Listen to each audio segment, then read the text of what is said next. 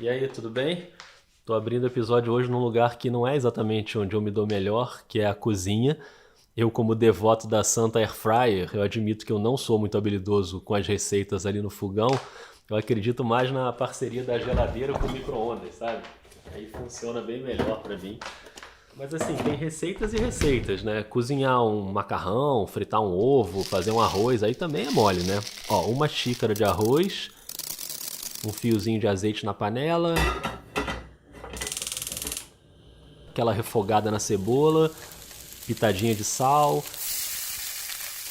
2 xícaras de água pro arroz, enfim, seguindo a receita ali, simplesinha, você vai avançando. E sabe o que também funciona assim? Apuração jornalística.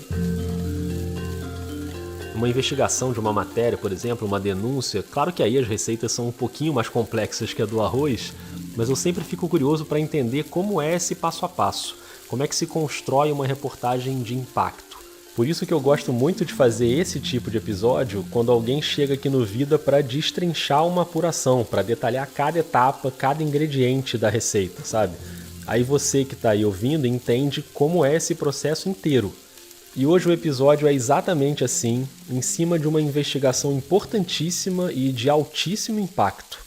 Eu sou o Rodrigo Alves, e não o Rodrigo Hilbert, caso você tenha ficado na dúvida com o meu arroz, mas enfim, você já sabe que... O Vida de Jornalista tem o selo da Rádio Guarda-Chuva. Jornalismo para quem gosta de ouvir.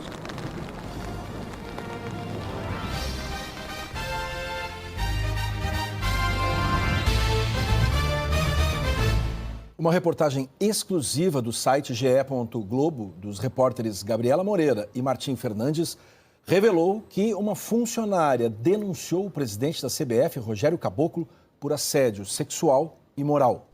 Esse áudio é da edição do dia 4 de junho do Jornal Nacional, mesmo dia em que o GE publicou às 3h51 da tarde a matéria com o título "Funcionária da CBF apresenta denúncia de assédio sexual e moral contra Rogério Caboclo".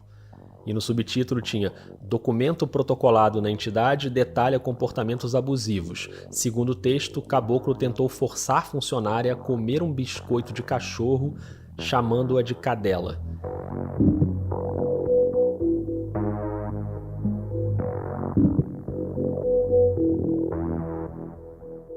Nesse documento, a vítima diz que tem provas de todas as acusações, incluindo as gravações em áudio, e parte dessas gravações viria à tona 2 dias depois, no Fantástico. A gente vai falar disso já já. Mas eu queria muito que você prestasse atenção nas datas, porque o que a gente vai fazer aqui hoje é detalhar uma apuração que levou mais de um mês até chegar nesse 4 de junho em que a reportagem foi publicada. E é claro que quem vai te contar tudo isso é a dupla que assina a matéria, e que, aliás, eu sempre quis entrevistar aqui no Vida, separadamente. Os dois são jornalistas que eu admiro demais, e agora eles estão juntos em uma das apurações mais relevantes do ano e com um efeito prático.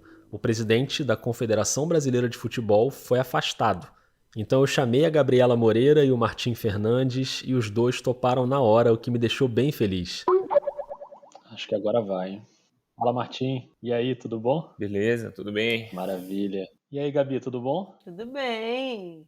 Só que tava tudo bem mais ou menos, porque a gente gravou a chamada usando o Zencastr, que geralmente dá super certo, mas aí teve um rolo técnico ali no início, eu tive que abrir uma outra sala, o áudio tava meio estranho. Vem cá, vê se meu áudio tá bom, Rodrigo. Tá ruim? Tá baixo? Tá baixo, tô te ouvindo baixinho. E agora? A gente ficou uns minutinhos ali apanhando do áudio e eu combinei com a Gabi para ela também gravar a voz dela no celular dela e me mandar depois, que aí a gente garantia um áudio limpo. Melhorou? Melhorou um pouquinho, ainda não tá muito alto, mas dá pra ouvir. Quando você bota o fone assim, quando você tava botando perto da boca, tava dando pra te ouvir bem. Então eu vou fazer isso. Aí eu seguro o celular com a outra mão. Gente, estou te obrigando a fazer uma ginástica aí, né? Desculpa. Não, tranquilo. Ou seja, a Gabi ficou 1 hora e pouco segurando o celular com uma das mãos e levantando o microfoninho do fone com a outra mão. Repórter sofre, né? Mas pelo menos o áudio ficou direitinho.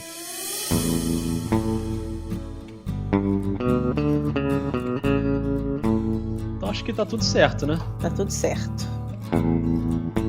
Aí a gente pôde começar o papo e eu pude agradecer aos dois, porque eu sei que essas últimas semanas foram de trabalho frenético para eles, então eu sempre fico feliz quando os jornalistas topam tirar um tempinho para vir conversar aqui no Vida. Imagina, Rodrigo. Eu vou falar uma coisa, eu sou muito fã do Vida. Aliás, eu passeio todo dia com o cachorro escutando Vida. Não, muito legal, honra total. Pra gente que ouve, assim, né, e sempre se interessa pelas histórias atrás das histórias, né, e poder contar eu acho que é legal também. Então é isso que a Gabriela e o Martim vão fazer a partir de agora, contar a história por trás da história, dividir com a gente toda a apuração nesse caso da denúncia que levou ao afastamento do presidente Rogério Caboclo. E a história dessa apuração começa 45 dias antes da publicação da matéria sobre a denúncia. Foi no dia 20 de abril que esse tema chegou nas mãos deles. Então quem trouxe a fumaça para dentro do Grupo Globo que a gente trabalha foi o Paulo Vinícius Coelho, nosso querido PVC. No dia 20 de abril, ele mandou uma mensagem e falou assim: Gabi, preciso conversar com você, tem uma história para te passar. E eu imediatamente liguei para ele, e aí ele contou, falou: olha, parece que tem uma funcionária que se afastou lá da CBF acusando o presidente Caboclo de algum comportamento ali inadequado.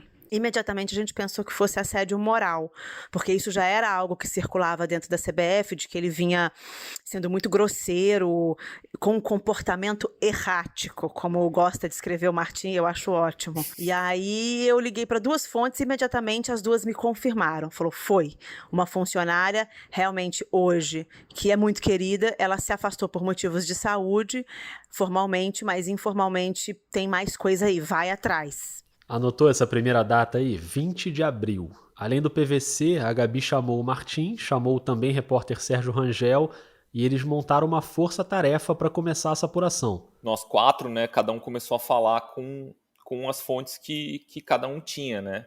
E aí a história cresceu muito e muito rápido. O que era parece que tem uma funcionária que saiu, por isso virou assim: aconteceu, foi no dia tal, as coisas são gravíssimas, tem gravação, tem áudio, tem prova, ela colocou na mesa que queria a renúncia dele, tem uma negociação para abafar o caso. A gente começou a ouvir de tudo, muita gente sabia. E aí, claro, como sempre acontece em casos assim, tem gente que exagera, tem gente que conta o que depois se prova que não é verdade. Tem o trabalho de ficar contrastando todas as informações até ir limpando o que não é verdade, né? Essa investigação conjunta durou 3 semanas, já tinha material suficiente para uma primeira matéria.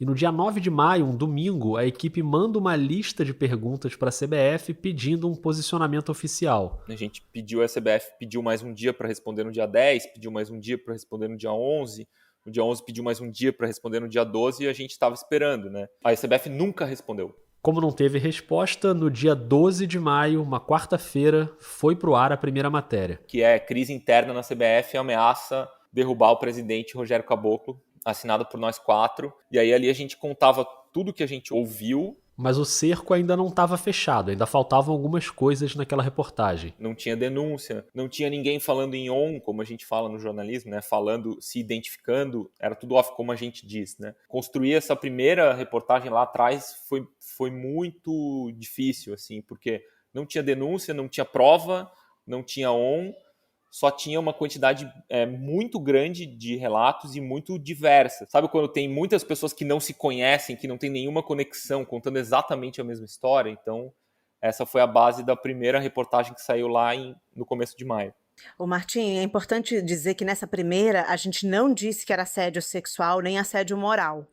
A gente disse que era desvio de comportamento. Embora a gente tivesse a convicção jornalística de que houve, a gente sabia que eles iam contra-atacar, sobretudo o presidente podia contra-atacar com medidas jurídicas. Como é que a gente ia provar? Naquele mesmo dia 12 de maio, também saiu uma matéria do Pedro Ivo Almeida, da ESPN. A ESPN deu, algumas horas antes da gente, a informação de que tinha uma funcionária acusando o Rogério Caboclo. E o Pedro Ivo também não citava diretamente o assédio. A matéria da ESPN muito bem apurada também, mas a construção era um pouco mais sobre a crise que ela já estava gerando, né? No momento em que essas matérias da ESPN e do GE vão pro ar, já se sabia que existiam os áudios anos que a vítima tinha provas em áudio gravando conversas com o presidente. E a gente não conseguiu ouvir os áudios, mas a gente lia, as nossas fontes nos passavam trechos dos áudios. E o importante é que eram fontes de diversos locais, às vezes não só dentro da CBF, eram fontes também ligadas a pessoas, por exemplo, da vítima,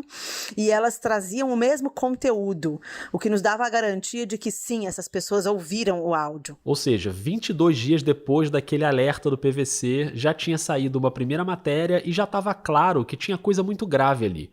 Então continua aquela caçada às fontes, e aqui eu queria que Martim e Gabi explicassem pra gente como é que funciona isso na prática. Quantas pessoas você procura, que tipo de pessoa você procura? Primeiro as fontes de dentro do ambiente, assim, né? Quem pode ter visto, quem pode ter presenciado, quem pode saber, quem pode ter ouvido falar. E tome de entrar em contato com um monte de gente da CBF de todos os níveis hierárquicos. A primeira coisa foi ouvir o maior número de pessoas possível. A gente perdeu a conta, assim, eu não sei dizer quantas pessoas a gente ouviu, dezenas com certeza. E aí também depois foi acontecendo assim de eu ligar para uma pessoa e eu vi, a Gabriela já me ligou, Martim. Beleza. Não sei se aconteceu do outro lado também, mas se aconteceu com você, Gabi, a mesma coisa. Sim, aconteceu muito, né? Foi aí que a gente decidiu dividir, né? Martim, vamos nos dividir aqui entre qual vai ser a minha estratégia, em que grupo eu vou atacar, em que grupo você vai atacar. Uma coisa que aconteceu assim, a gente nunca parou de perseguir essa história. Nunca parou. Todos os dias a gente falava e tinha uma ronda, sabe? Ó, falei com tal e tal e tal e tal e tal pessoa que me disse isso, está acontecendo isso. Em um determinado momento, a gente soube que havia um acordo em andamento, né? A negociação para um acordo. Olha, tem um acordo, foi uma minuta de um acordo para cá, foi um rascunho de um acordo para lá. Ela não topou os termos do acordo que a CBF propôs. A CBF agora está refazendo os termos do acordo para ver se consegue agradá-la. Vai checar de novo com as pessoas. Não tem acordo. Como não tem acordo? Tem sim, eu ouvi que falar. Uma apuração que não para, e eu sei que você que está ouvindo talvez já esteja aí se perguntando, beleza, dezenas de fontes, um monte de ligações, um monte de mensagens, mas ainda não apareceu a pessoa mais importante dessa história toda, né? A vítima. Inicialmente, a gente o que fez? Procurou ela. A funcionária da CBF estava no radar da Gabi desde o primeiro dia. E aqui eu te convido para ouvir com muita atenção esse relato, porque ele diz muito sobre uma coisa que as reportagens nem sempre mostram, que é essa relação entre repórter e fonte. Uma relação que nesse caso era de mão única. Nesse primeiro dia aí que o PVC liga, uma pessoa que já me dá o nome dela, que o PVC não tinha me dito o nome, uma pessoa me confirma, me dá o nome e também me dá o telefone dela. Então, imediatamente eu mandei uma mensagem. Mas cada mensagem, Rodrigo, eu acho que isso fez muita diferença. Cada mensagem eu era muito cuidadosa ao enviar para ela. Isso no WhatsApp, né? No WhatsApp. E depois também no Instagram. E quando eu digo enviar mensagem para ela, eu digo, de fato, foi um monólogo. Durante semanas, eu só enviei mensagem para ela. Ela nunca me respondeu, tá? Mas ia dando um conforto na gente de que ela não bloqueava. Depois desse tempo todo insistindo, mas respeitando aquele silêncio, né, que vinha em troca, começaram a chegar alguns sinais. Mas não dela, diretamente. Aí a gente começou a ter informações muito próximas a ela, por alguns elementos que nos procuraram de forma anônima. E essas pessoas iam dando algumas dicas do tipo: vocês não tiveram ainda nenhuma resposta dela, porque ela está muito abalada. Mas, Gabriela, continue falando da forma como você está falando, porque você está no caminho certo. Toda vez que você manda uma mensagem, ela lê, ela chora, mas ela reflete. E eu acho que, com o tempo, ela vai se sensibilizar.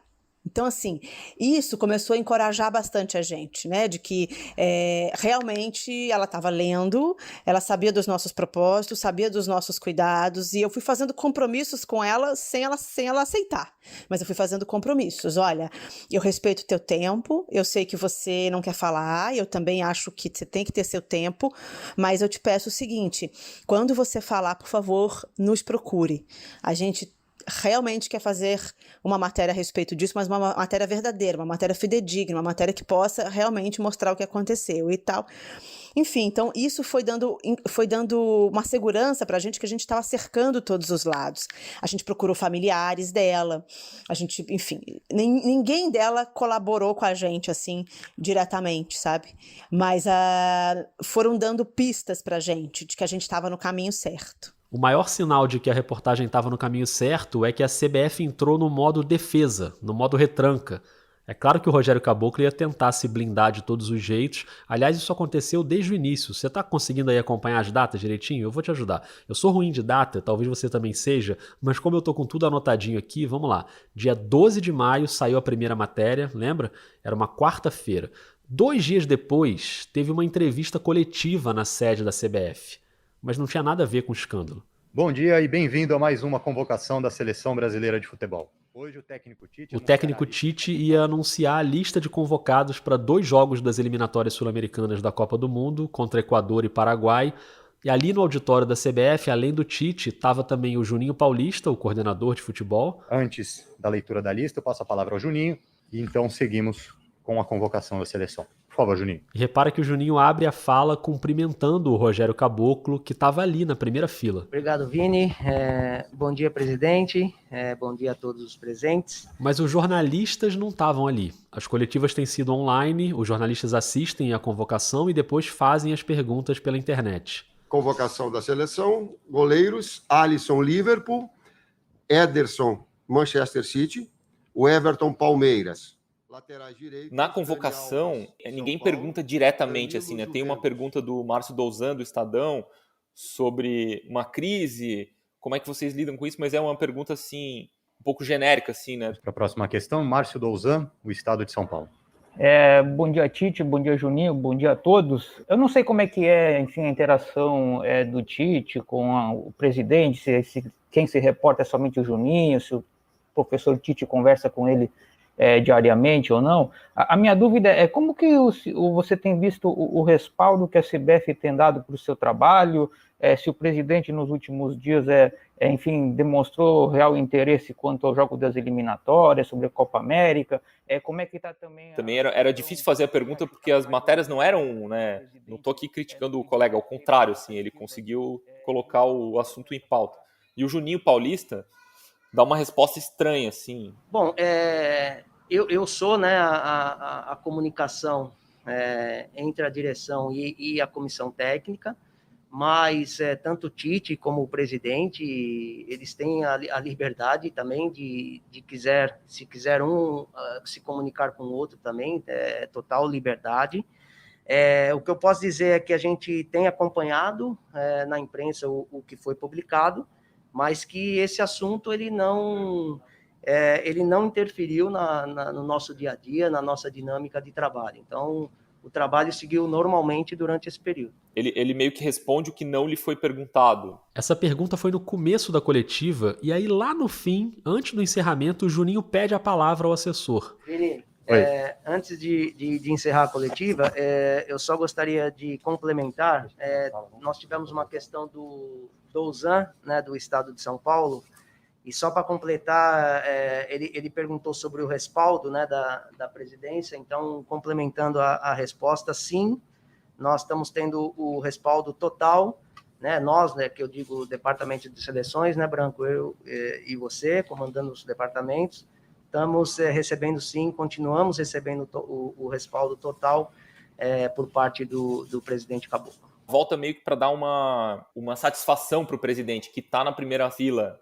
E aí, depois disso, uma fonte, né, com quem a gente estava falando me conta assim, olha, esse negócio não foi por acaso, vai atrás aí ver. E aí a gente vai atrás ver e fica sabendo que na véspera teve uma reunião entre o presidente Rogério Caboclo e a comissão técnica da Seleção Brasileira, que foi uma reunião difícil, dura, porque ele deu a versão dele sobre essa crise e meio que orientou o técnico e o Juninho, que é o coordenador de seleções da seleção, da CBF, orientou a como eles deveriam tratar o assunto. E aí a gente deu uma matéria explicando que isso tinha acontecido. Essa matéria saiu no dia 18 de maio, 4 dias depois da coletiva. Quando a gente publica essa matéria, ele fica preocupado com o vazamento dessa reunião, convoca outra reunião para discutir o vazamento. E essa outra reunião também vaza. O que gera outra matéria publicada no dia 21, detalhando as reuniões, as cobranças do presidente, esse clima de desconfiança geral. E aí a gente também começa a perceber que tem muitos furos no casco da CBF ali, né, do presidente da CBF.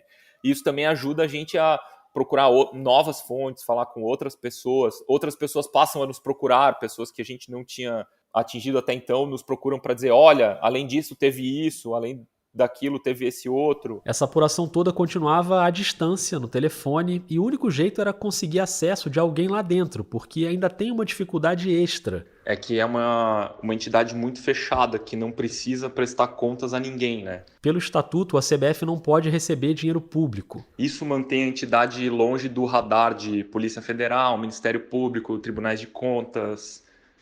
Todos os organismos de controle ficam longe da CBF. Então, para fazer uma investigação desse tipo, como a que a gente fez, a gente precisa falar com as pessoas lá dentro, né? A gente não tem nenhum tipo de ajuda externa, não tem um promotor, não tem um juiz, não tem um auditor de um tribunal de contas, não tem polícia, enfim. Sem a ajuda de nenhum órgão de controle, dava uma angústia ainda maior o fato de não poder ir lá, entrar no prédio. A coletiva, como você viu, era online, os jornalistas não iam até o edifício da CBF, só que a Gabi ganhou uma chance. Eu fui escalada para fazer uma entrevista exclusiva com o Leonardo Gaciba, que é o presidente da comissão de arbitragem, para falar sobre a implantação do VAR no Campeonato Brasileiro. E aí o meu chefe falou assim, Gabriela, você vai? Eu falei, opa, com todo prazer. Eu só não prometo voltar da CBF. Eu acho que eu vou ficar escondida lá dentro de um banheiro. Se eu não voltar é porque eu tô lá.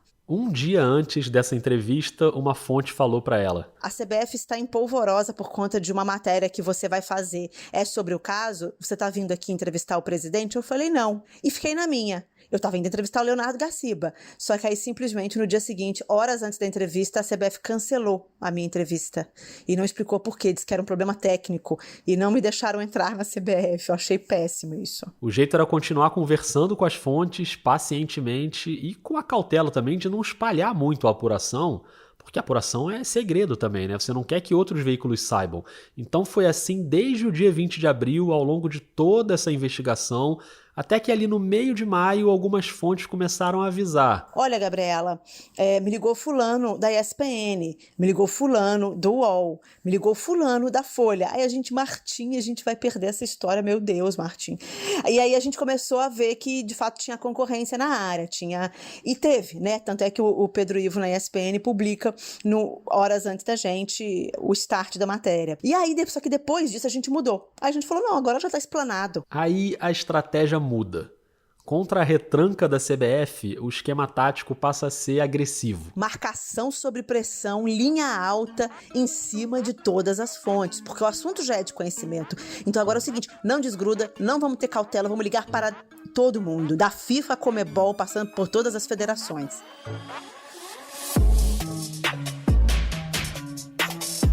Já a gente vai saber o resultado dessa marcação-pressão, um resultado que começou a ficar mais concreto, assim, do nada. Num dia que eu tava fazendo arroz.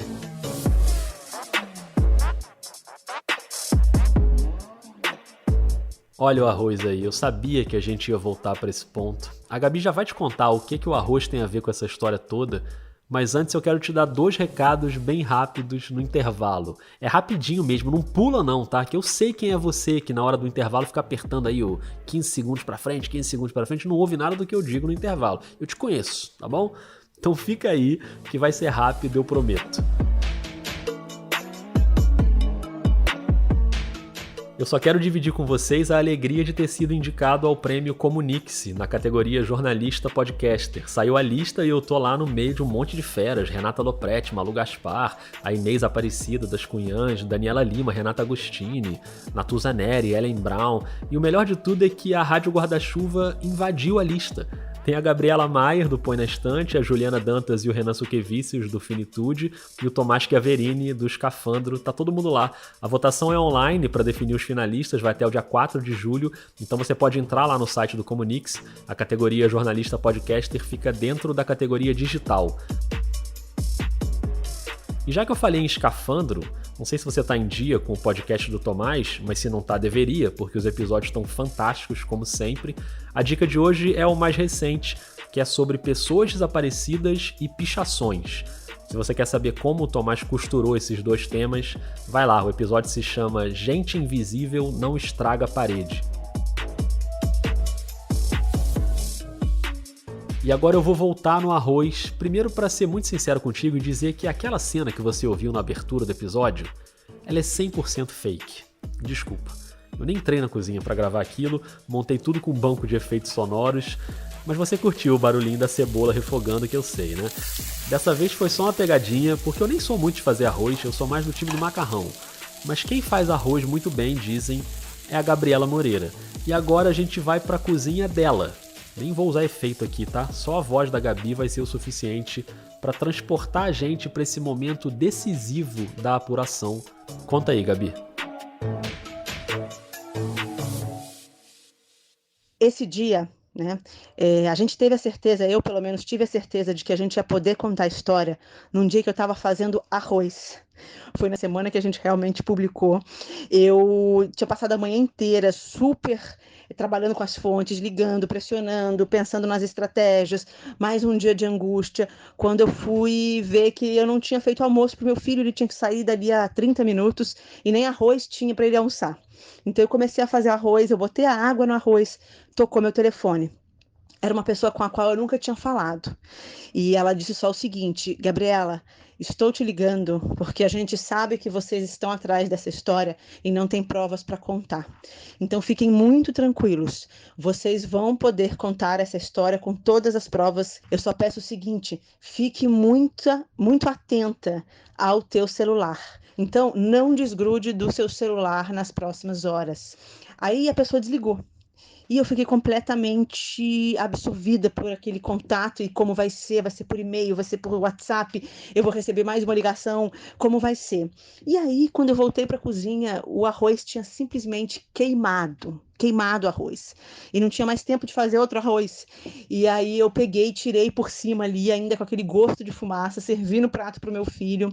Falei, filho, eu vou botar mais feijão aqui em cima do arroz, mas você não repara, porque é para disfarçar o queimado. E o filho da Gabi, que tem 11 anos, ele já estava tantos dias ali vendo a mãe em casa, ligando para um monte de gente, só falando desse assunto de denúncia, de áudios, que o arroz queimado virou uma questão menor. Aí ele falou assim, mãe, não tem problema, essa pessoa que te ligou falou que você vai ter os áudios. Eu falei, filho, sim, era desse assunto.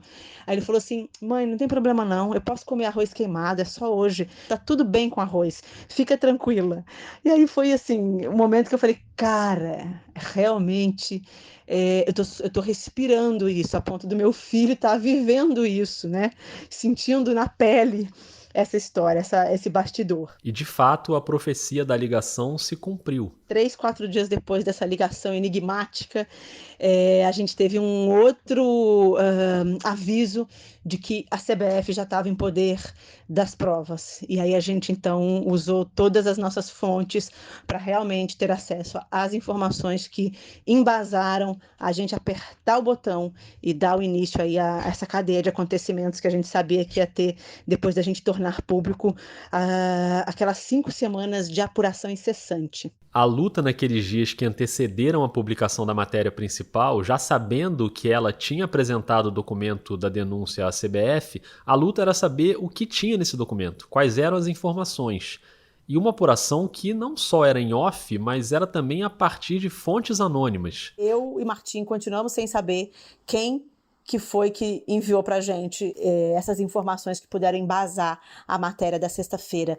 Mas o fato é que, algumas horas depois que o documento chegou na CBF, esse documento a gente pôde ter acesso ao conteúdo e embasar com toda a contundência que merecia o assunto, baseado no relato dela própria, né? Tem uma história boa, Rodrigo, sobre essa fonte anônima, assim, que falava com a Gabriela, que assim...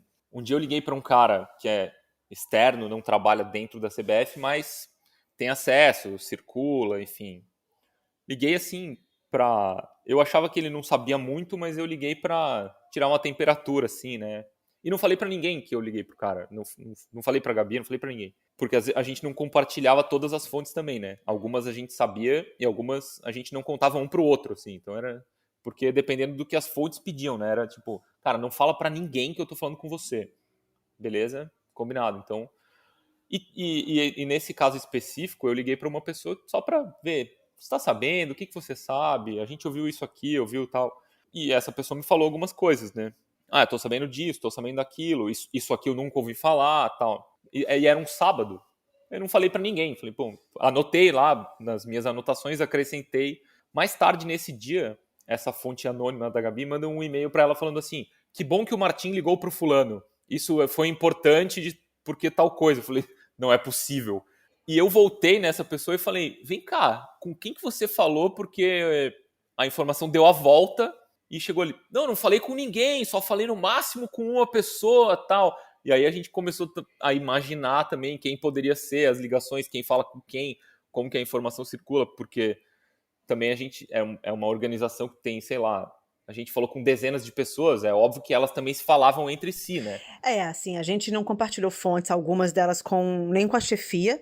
A gente até disse, olha, a gente não vai compartilhar alguns nomes, etc., para segurança mesmo. E a chefia disse, ok, a gente só precisa das provas aqui mesmo para a gente poder avançar nessa história. E a essa altura, você que está ouvindo já percebeu o cuidado enorme para proteger as fontes. A gente já falou várias vezes sobre isso aqui no Vida. Quando você está numa investigação desse tipo, há um risco enorme de represália em cima das fontes e às vezes é uma ameaça física, né? Então você tem que tomar muito cuidado para não expor.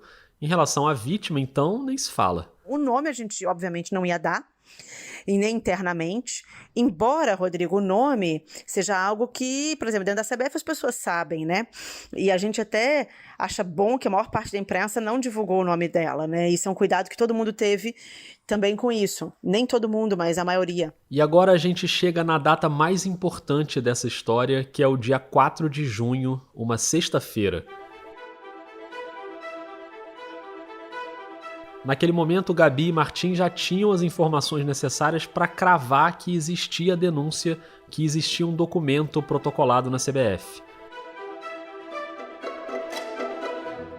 Então vamos tentar levar você, ouvinte, para dentro da redação do Esporte da Globo, na Barra da Tijuca, no Rio de Janeiro, na manhã daquela sexta-feira, quando a chefia convoca uma reunião para bater o martelo. Tava, né, o Martim, um Uber, eu já tinha chegado na TV, alguns diretores já tinham chegado na TV, outros estavam de casa, a gente chama uma reunião, eles chamam a reunião lá por videoconferência, a gente vai pra sala de guerra lá da TV e eles pedem pra eu narrar, eu não compartilhei, a gente não compartilhou as informações em natura com eles, tá? E aí a chefia fala pra gente o seguinte, a gente já ouviu o suficiente, toda a apuração de vocês está aí, publica. Acho que essa é a palavrinha que os repórteres mais gostam de ouvir dos chefes, né? Então estava liberado para publicar e ainda teve uma preocupação para tentar incluir na matéria o lado da CBF. O Martim avisou para eles que o material seria publicado, mandou outras perguntas, mas a CBF indicou que não responderia, como vinha sendo desde o início. Porque era uma relação que foi desgastada. Durante 5 semanas eles nos enrolaram, né? Inclusive, uma das maneiras de enrolar era responder que não havia nenhuma denúncia formal sobre esse tema. Isso aconteceu em uma das vezes em que a Gabi pediu respostas para a CBF. Eles mandam uma resposta formal dizendo que não chegou ao canal de ética nenhuma denúncia sobre o caso. Eu vou te falar que eu mandei essa resposta para ela. Eu mandei essa resposta. Eu falei, é fato que não existe nenhuma denúncia no canal de ética, eu precisava checar com a fonte. Ela nunca me respondeu. Mas ali talvez ela tenha visto que ela não tinha feito nenhuma denúncia e que a CBF se defendia atrás disso. O fato é que em algum momento depois disso ela decidiu fazer a denúncia formal. A Gabi e o Martim tiveram acesso às informações que estavam nessa denúncia. Então a gente volta para aquele momento na redação, porque estava na hora de escrever e publicar. Aliás, acabou de rolar aqui no vídeo um episódio sobre texto, né? Você ouviu? Então imagina a tensão de escrever esse texto com a adrenalina lá no teto. E aí foi um texto ali escrito a muitas mãos, porque outras pessoas ajudaram a escrever, né, editores e tal, mas basicamente a Gabriela escreveu, eu escrevi um pouco, um sentava no computador, o outro levantava ali e tal, escreve isso aqui, tira isso, muda essa palavra, esse título aqui e tal. E ao mesmo tempo tinha uma uma necessidade de confirmar que a denúncia era verdadeira, ela tinha chegado, ela tinha sido aceita, então tinha uma série de confirmações que eram necessárias para poder publicar, né? E essas confirmações foram sendo feitas ali enquanto a matéria era escrita, assim. As confirmações rolavam, as informações chegavam. E ao ler as informações, eu vou te falar, eu tenho pressão baixa, mas nesse dia eu não tenho dúvida de que eu tive um pico de pressão, porque a minha cabeça explodiu imediatamente na hora e ela turvou a minha imagem, a minha visão turvou. A gente lia as informações e absurdamente comprovava tudo que a gente tinha apurado. A nossa visão, minha visão foi ficando turva na hora, sabe? Porque a gente sabia que à medida que a gente apertasse aquele botão, a cadeia de acontecimentos ia ser startada, né? E a gente sabia que com aquelas informações tinham chances enormes do presidente ser afastado. Às 3h51 da tarde de sexta-feira, dia 4 de junho, o botãozinho de publicar foi apertado e foi pro ar a matéria com o título que a gente citou aqui no início do episódio. Funcionária da CBF apresenta denúncia de assédio sexual e moral contra Rogério Caboclo. A repercussão foi gigantesca, foi imediata, e a seleção brasileira estava em ação naquela noite. Lembra da convocação do Tite para os jogos contra o Equador e o Paraguai nas eliminatórias? Pois é, o jogo contra o Equador era exatamente naquela sexta. Bem deixada para Neymar, arriscou, bateu de longe! Explodiu no peito do goleiro Domingues. Tinha um clima de crise ali no ar, sem saber se os jogadores iam aceitar disputar a Copa América. Lembra disso? Eles acabariam concordando em jogar. Nosso posicionamento todo mundo sabe. Acho que está mais claro, impossível. Tite deixou claro para todo mundo qual é o nosso posicionamento e o que nós pensamos da Copa América. Existe respeito, existe hierarquias que temos que respeitar. Claro que queremos dar a opinião nossa. Mas no meio desse caminho, no domingo, veio o impacto maior da reportagem. Rogério Caboclo momentaneamente não é mais presidente da CBF. O dirigente foi afastado por 30 dias neste domingo por uma decisão da Comissão de Ética, depois que o Globo Esporte revelou que uma funcionária da entidade acusou ele de assédio sexual e moral. Essa é a Cecília Flash na Globo News, pouco depois da publicação da matéria no GE, assinada pela Gabi, pelo Martim e pelo Rafael Zarco, anunciando o afastamento. Mas o domingo estava longe de acabar. Ainda tinha o Fantástico, que revelou parte dos áudios gravados pela funcionária. Essa foi outra apuração frenética. Os áudios a gente conseguiu no sábado. A gente tinha pedido os áudios para muita gente. É 1 hora de áudio, tá? Que tem. Mas a gente não teve 1 hora, a gente teve até agora 10 minutos de áudio. Vocês não tinham nem ouvido, né? Não é que vocês já tinham e não podiam publicar. Não tínhamos ouvido. A gente já tinha lido trechos, porque pessoas ouviram e transcreveram. Durante o processo, em alguns momentos foi nos dada a oferta de apenas ouvir sem gravar. E aí eu falava assim, eu preciso de pelo menos 1 minuto para poder dizer, a gente ouviu e a gente tem de posse 1 minuto e a gente sabe que esses áudios existem. E aí as fontes diziam, não, vocês não podem dizer que tem. Então eu vou deixar vocês ouvirem, mas vocês não podem. E a gente não conseguia passar dessa parte e acabou que a gente não conseguiu nem ouvir. As pessoas não confiaram na gente de que a gente só ia ouvir. E ficava pensando também como, né? A gente vai ouvir como? Vai ligar alguém e vai botar no nosso ouvido? A gente pode gravar. Então tinha uma desconfiança mútua, né? Mas no sábado o Fantástico virou e falou, e aí, como é que a gente avança? A gente consegue ter ela para entrevistar? A gente consegue os áudios de hoje para amanhã? E aí a gente assim, meu Deus, tem 5 semanas que a gente tá tentando isso. Mas eu tenho fé. Martim, vamos vencer mais essa, vamos conseguir esses áudios. E aí a gente voltou em todas as fontes que tinham os áudios e voltamos a pedir, olha, a gente precisa esse domingo, uma matéria que o Fantástico vai dar especial atenção, o caso é chocante, a gente precisa mostrar para as pessoas, etc e tal. E aí a gente continua sem saber quem enviou. Eu recebi alguns e-mails de pessoas anônimas e este áudio veio por mais uma pessoa anônima que não tinha nos procurado até então e que manda o áudio pra gente. E aí a orientação era: não compartilhe esse áudio. De jeito algum, faça de alguma forma que possa identificá-la. Então, eu não compartilhei nem com o Martim desse dia, né, Martim? A gente corre com o pendrive. Apenas o editor de imagem teve acesso a tudo. Ele faz um copião, tira as partes dela e deletou todo o resto, né?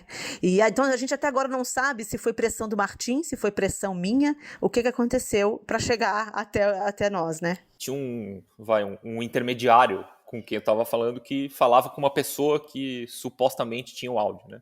E que tinha me prometido o áudio. Vou te dar, tal. E aí chegou no sábado à tarde, e eu falei, pô, você me prometeu e descumpriu.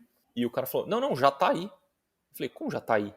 Eu não recebi nada. Ele falou, checa aí e tal. E aí eu fui falar com a Gabi e falou, não, já tá aqui, a gente já recebeu. Eu falei, então beleza.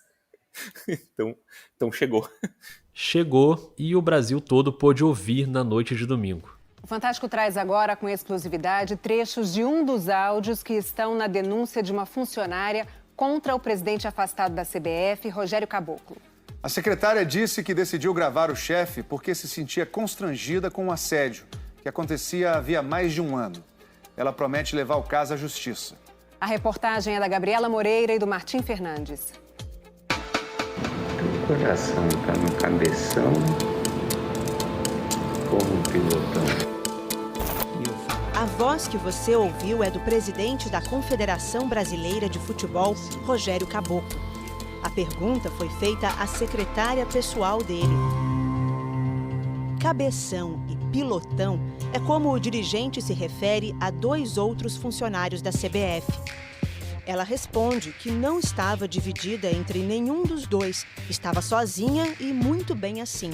O dirigente continua a conversa, contando detalhes da vida amorosa dele. Essa mulher faz 26 anos. Já apaixonei, pirei por amor. Eu tinha te jurado que eu não ia falar sobre assuntos particulares. A matéria do Fantástico, que dá para encontrar no Globoplay, tem as legendas porque a qualidade da gravação era muito ruim. Então, naquele primeiro trechinho, se você não conseguiu identificar, ele pergunta: seu coração tá no cabeção ou no pilotão? E nesse outro trecho ele diz: eu conheço minha mulher faz 26 anos, já apaixonei, pirei por amor. Eu tinha te jurado que não ia falar sobre assuntos particulares. E nos áudios seguintes, ele passa muito desse limite, fala uma série de grosserias. Em nenhum momento o Fantástico reproduz a voz da vítima, né, para preservá-la. Então, foi assim, eu estava me sentindo com muita responsabilidade de protegê-la, né? Não só de protegê-la, mas também de proteger outras pessoas que eram citadas pelo presidente na gravação, né? Agora tenta imaginar a cena da Gabi na ilha de edição, só ela e os 2 editores do Fantástico, tendo acesso àquele conteúdo e decidindo como tratar aquele material. Então, quando a gente começa a ouvir na ilha e a gente dá ganho porque ele fala de uma forma muito pastosa, né? A voz dele estava muito ruim. A gente teve o trabalho de checar com o perito se a voz era dele, etc.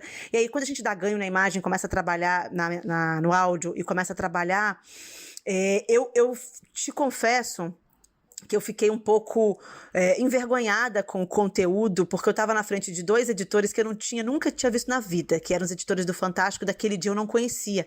A gente trabalha no esporte, vai lá eventualmente, né? E eles ouviam aquilo tudo, e assim, em alguns momentos, ele usa palavras de muito baixo calão, né? A gente escolheu 1 ou 2 frases para colocar ali na matéria do Fantástico e cumprir, né?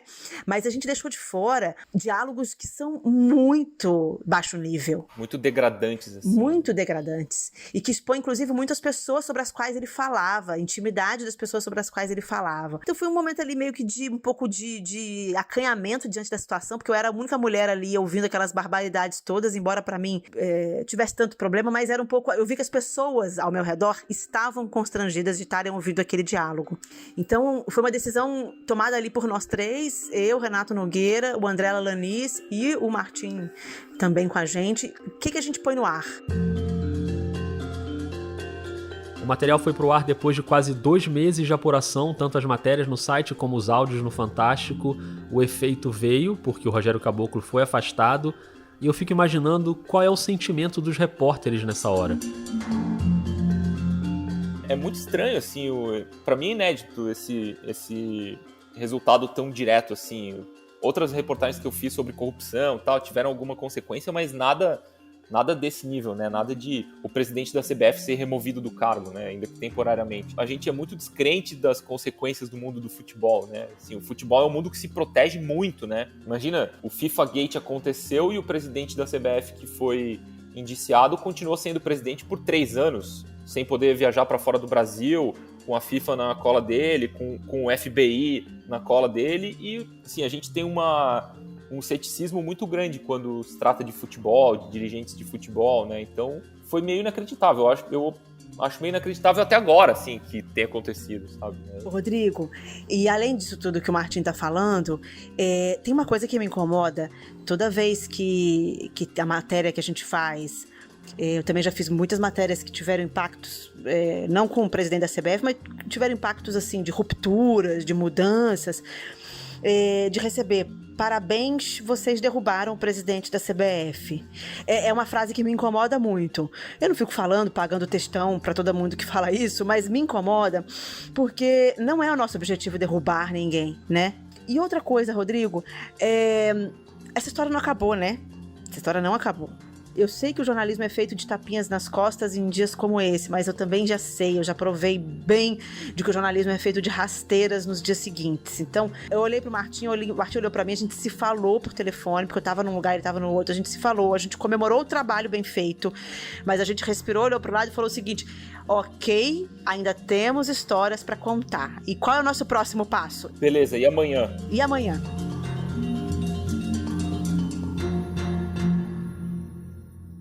O Amanhã já tá aí, a apuração continua. No dia 10 saiu uma reportagem espetacular deles, contando muitos detalhes de bastidores dos últimos dias do Caboclo na presidência, antes do afastamento. Depois, no dia 15, sai uma outra matéria dizendo que a CBF fez uma varredura na própria sede e encontrou escutas ilegais que tinham sido instaladas. Ou seja, o assunto está seguindo, mas dá um sentimento de que o dever está sendo cumprido pelo jornalismo. Rodrigo, tem uma consequência mais legal assim que eu achei, foi receber mensagens de pessoas que eu não conhecia, nunca falei, que conheciam a situação e me mandaram mensagens dizendo obrigado por terem feito isso. Porque o clima no prédio era muito difícil, todo mundo sabia dessa história, que bom que vocês fizeram isso, obrigado pelo trabalho de vocês. De gente que eu não sei quem é, entendeu? Mas tem uma pessoa em especial que o Martim e a Gabi sabem muito bem quem é. É claro que tinha uma expectativa muito grande para saber o que a funcionária tinha achado da matéria. Rodrigo, o Martim e eu, a gente estava muito preocupado de como que ela ia ver a vida dela exposta da forma como a gente contou, né? E como eu não tenho contato com ela, aliás, é um combinado, eu não ligo, quando ela quiser, no tempo dela, ela procura, ela me ligou, no dia seguinte da matéria, ela me ligou para falar o seguinte: Gabriela, só tô te ligando para te agradecer. Agradecer a forma como vocês trataram da minha história, da forma como vocês me trataram com respeito e me protegeram. Aí eu falei com ela, olha, eu estava esperando a sua ligação, porque sinceramente, a gente tomou todos os cuidados possíveis, mas a gente nunca tem controle de como que as pessoas vão interpretar as histórias e que julgamento as pessoas vão fazer, e o quanto que você ia achar que isso era fruto do nosso trabalho. Então eu fico muito feliz. Aí eu perguntei, você está aliviada? Ela falou assim, de certa forma estou. Mas ao mesmo tempo eu sei que eu tenho muita coisa pela frente. E eu quis continuar a história fazendo uma pergunta. Ela falou, por favor, eu só te liguei para te falar isso, tá bom? Obrigada, um beijo.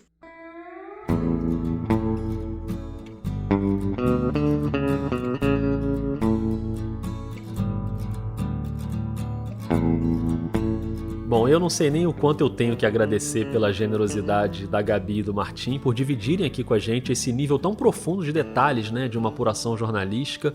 O Vida, desde o início, tem essa missão bem clara. É um podcast sobre bastidores de jornalismo. E esse episódio eu acho que foi bem simbólico nessa missão, então só posso agradecer. Não, obrigada, Rodrigo. Eu que agradeço mesmo você ter aberto esse espaço, porque, como eu te disse, eu sou super fã do Vida, escuto sempre, me inspiro nas trajetórias dos nossos colegas e acho que jornalismo é feito disso mesmo, de experiências que a gente troca, o que funcionou com alguns, o que não funcionou, para a gente tentar fazer de uma forma coletiva um trabalho melhor. Mas obrigada pela atenção e ouvidos. Pô, obrigado pelo espaço, por dar a chance de a gente contar aqui essa história e quem estiver nos ouvindo, quiser contar uma história pra gente, a gente tá aqui disposto a ouvir também, sempre. Muito bem, obrigado também a você que ouviu até aqui, espero que você tenha gostado. Me conta aí, por favor, o que você achou no Twitter, no Instagram, @vida_jornalista, o e-mail é podcastvidadejornalista@gmail.com.